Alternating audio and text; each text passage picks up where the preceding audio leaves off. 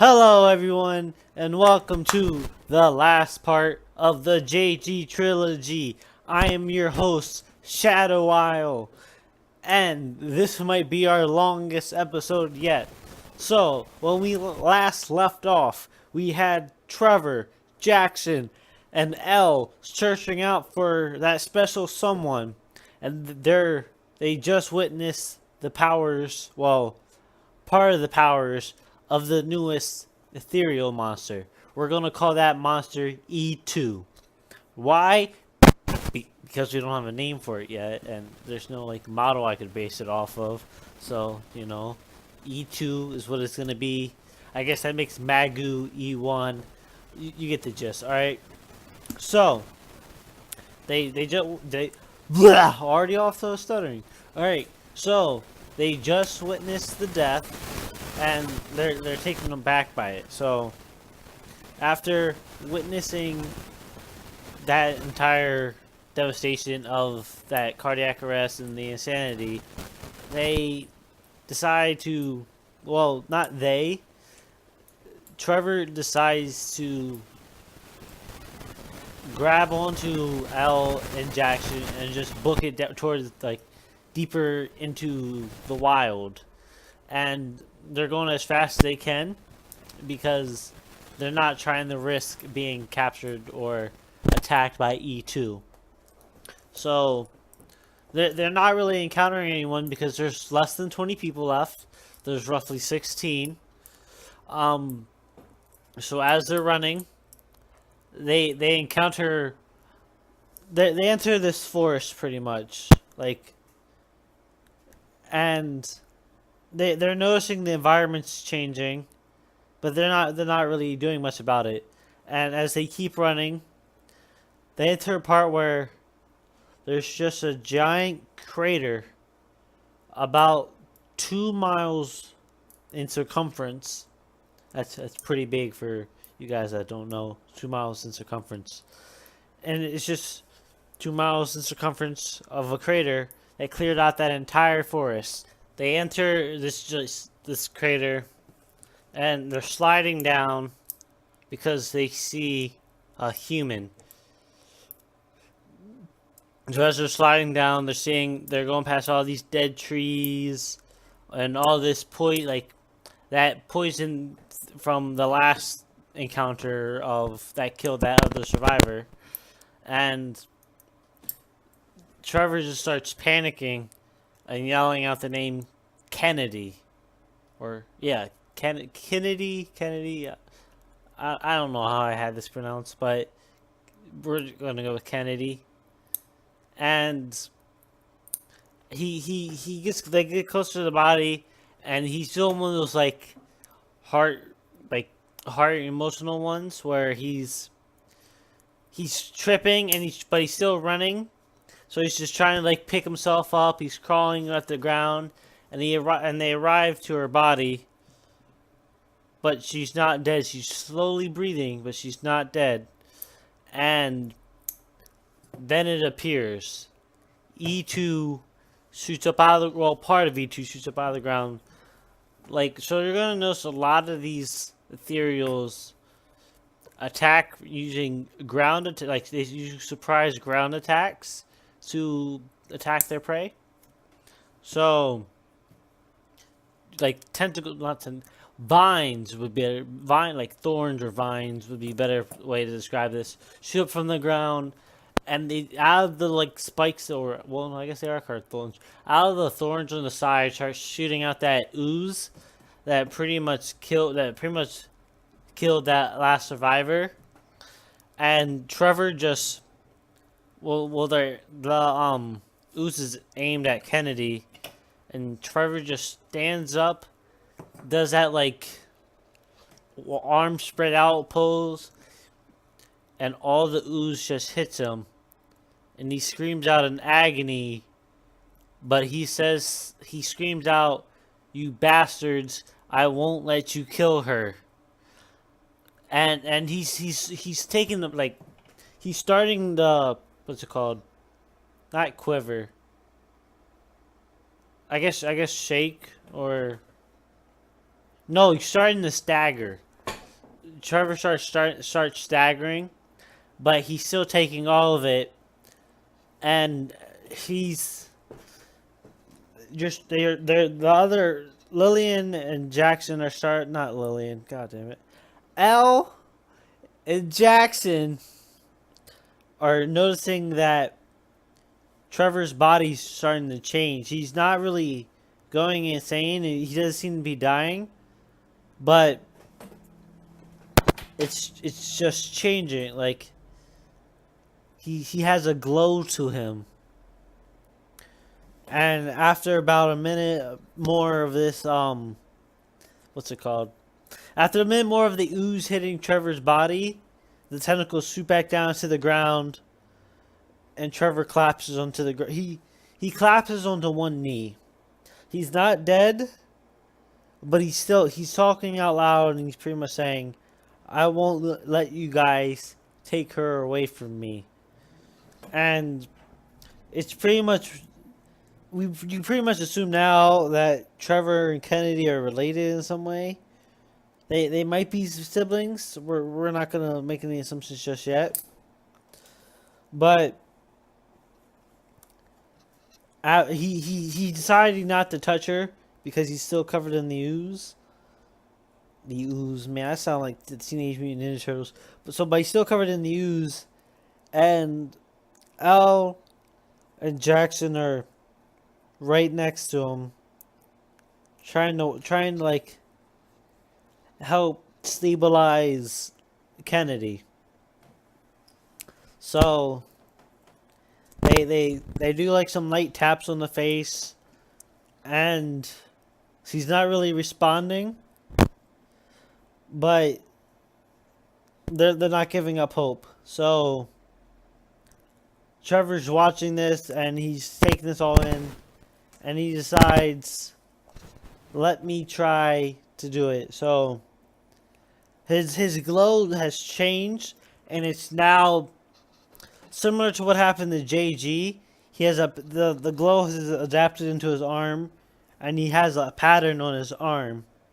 So he places his hand on the back of her head, with the arm with the pattern, and he doesn't really notice this, and he like caresses to the back of her head, and he's like, I won't let you die. I'm not gonna lose you like I lost the others. Well, we're not gonna get into Trevor's backstory. We're not. This is the end of the JG trilogy, okay? But he's all right. I won't let you lose you again. And Kennedy starts gaining consciousness. Kennedy's not like a young child. Kennedy's like 19. Like the average age of a survivor is around anywhere from the average age of a survivor is like 29. Okay, so we're dealing with relatively young people. They're not like new adolescents or anything like that. And unbeknownst to everyone, Trevor healed her using his, I guess, aurora by connecting to his emotions. So, after making sure Kennedy's like ready to go again, they make their way back to the cave.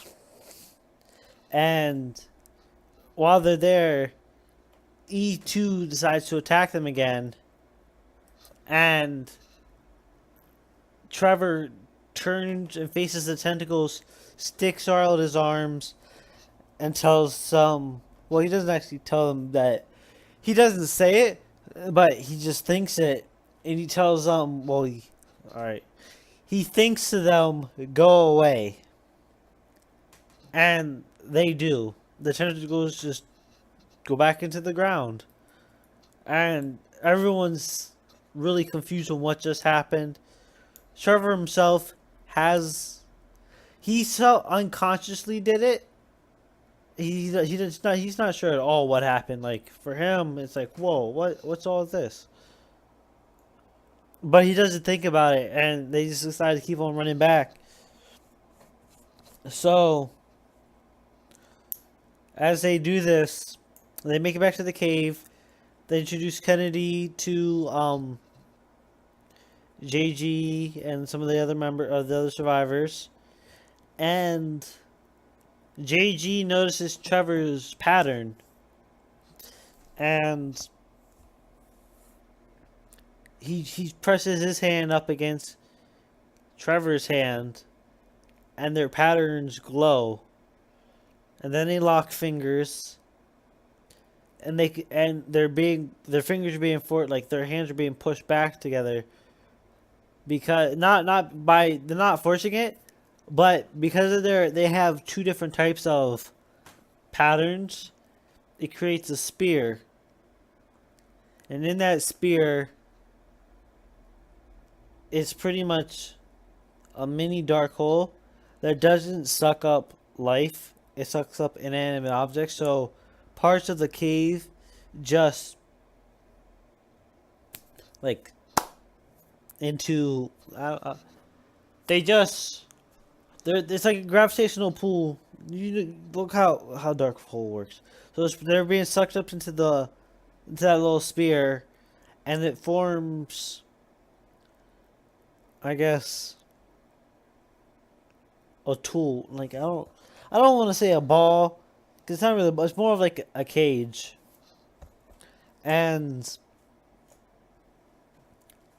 so everyone's just watching this in awe. They're not really sure what the hell's going on, and JG, well, he takes it and he looks at it.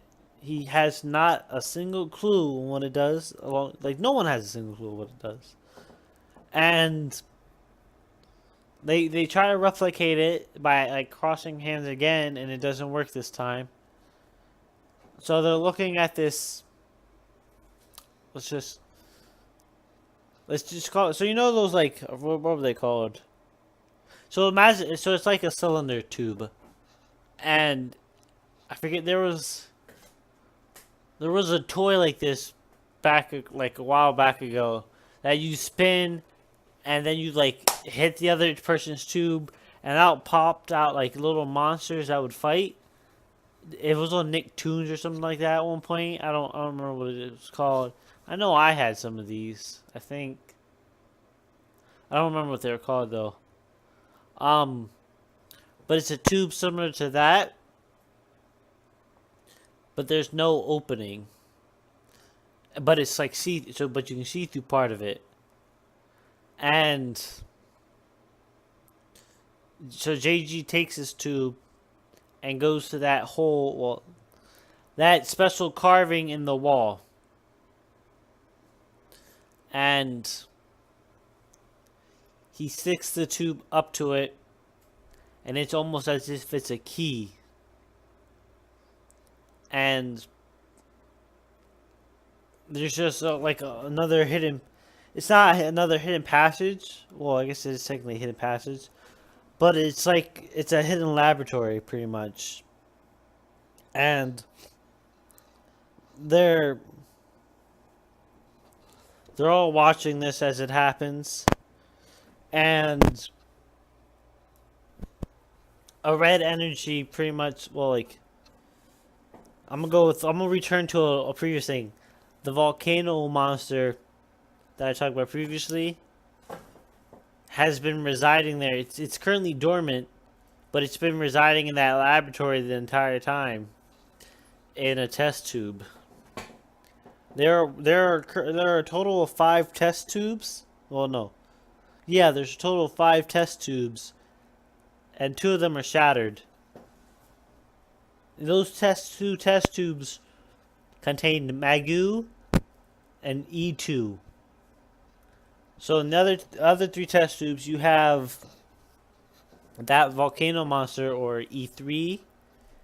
You have like a newborn child, pretty much, known as E5.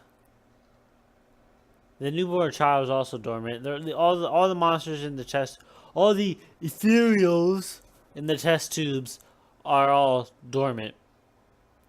So you have that newborn baby known as E4. You have Well, no, and you have what's it called? There's one I want to do in particular. It's like a pharaoh. Like imagine an eagle, but like an Egyptian, like but mixed with like a pharaoh. Let me rephrase it. So I guess the best way, if you imagine Ra, the sun god, I guess would be your best interpretation of it. Is the fifth one is E5, and they're all just like, oh jeez, they're all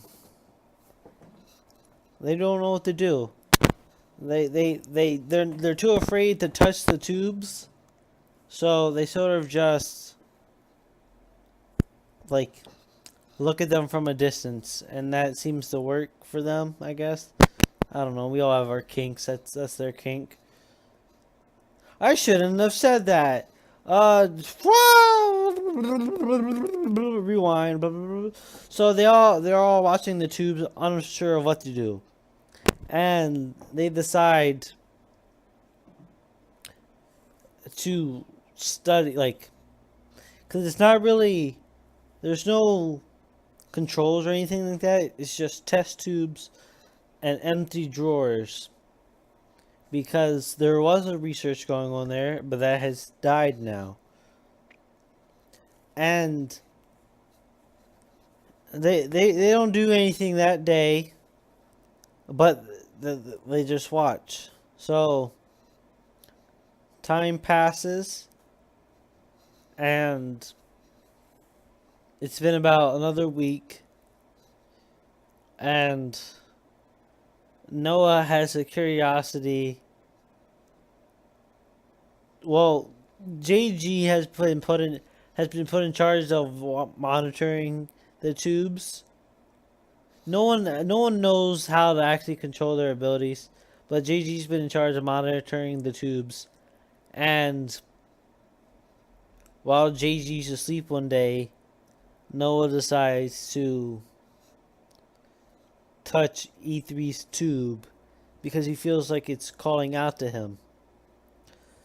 So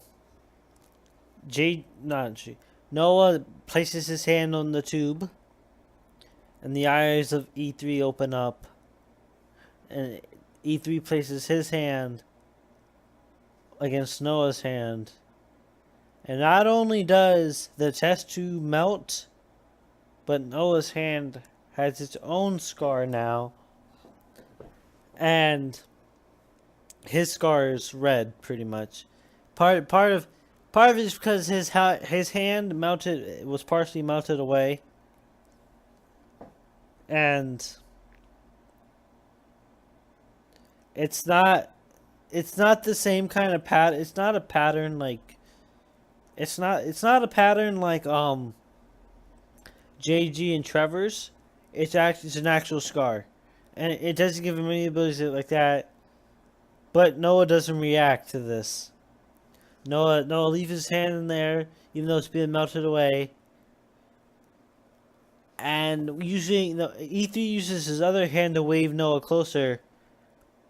And even though the tube has melted, Noah decides to try and hug E3.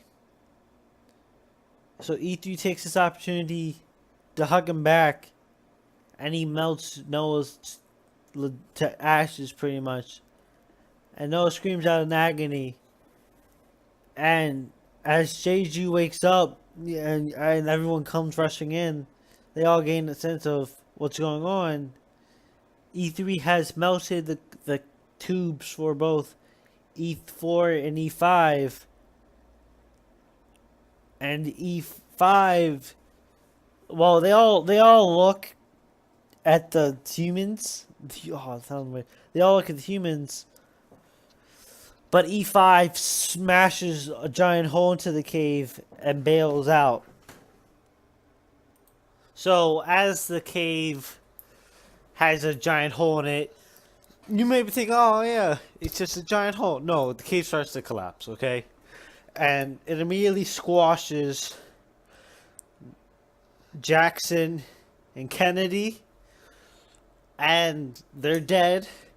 And Trevor doesn't know this right away because he's with Lillian and two of the other survivors, and they're focused on.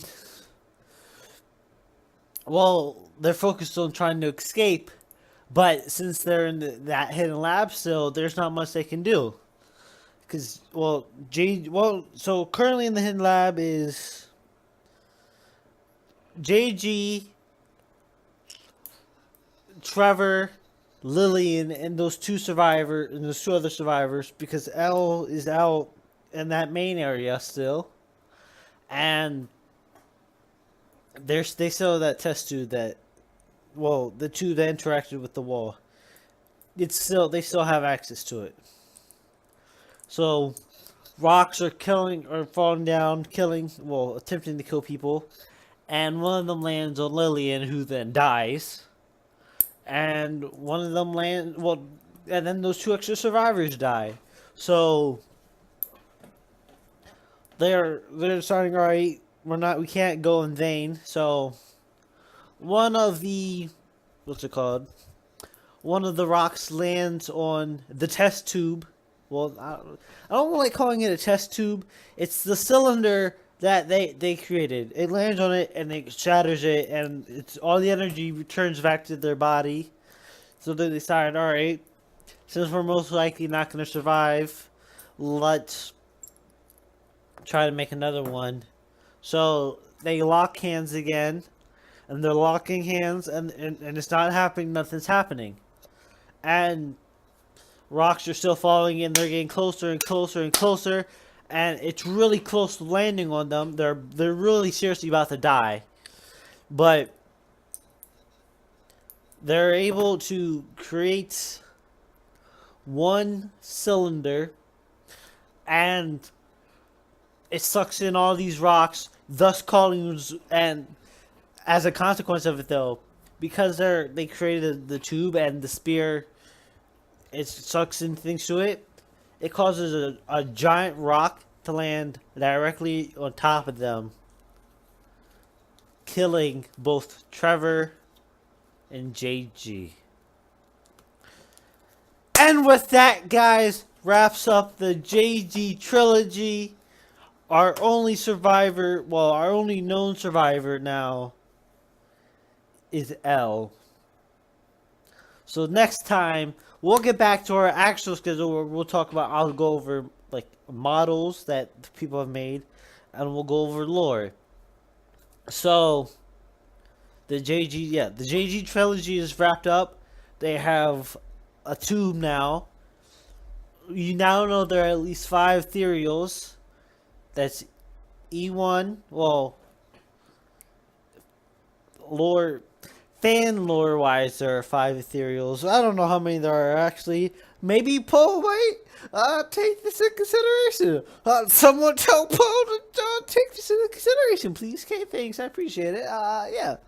But so next lore time we'll continue, I guess, the next saga or trilogy, or I don't know, the next part of the lore and more models. And yeah, so that wraps it up. I hope you guys enjoyed. This video wasn't too much longer than the other ones. It was a couple minutes longer. But anyways, I hope you guys enjoyed. Make sure to like, share, subscribe, and I'll see you guys in the next podcast. Ciao.